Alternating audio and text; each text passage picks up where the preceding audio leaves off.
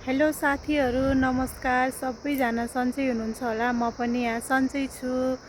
मेरो नाम चाहिँ अनु विश्वकर्मा हो। मेरो घर चाहिँ दाङमा रहेको छ। हाल म पोखरामा बस्छु।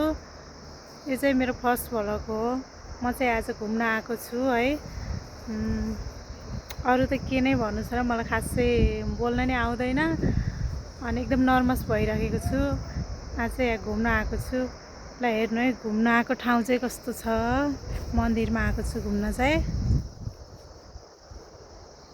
ल हेरिदिनु है। म चाहिँ यस्तो ठाउँमा घुम्न आएको छु। हेरेर सबैले माया गरिदिनु होला भन्ने आशा राखेको छु।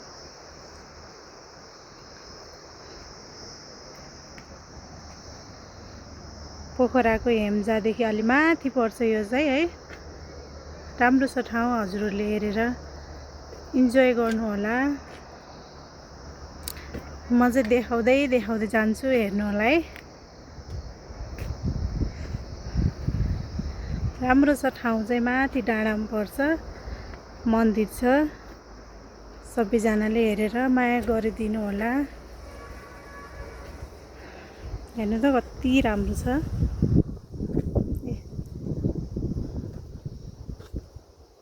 म चाहिँ अहिले यस्तो ठाउँमा घुम्न आएको छु। यही नै हो मेरो फर्स्ट भ्लग। अर्को भ्लग ल्याएर फेरि अर्कोचोटि आउने नै छु। यस्तो छ ठाउँ चाहिँ, दामी छ।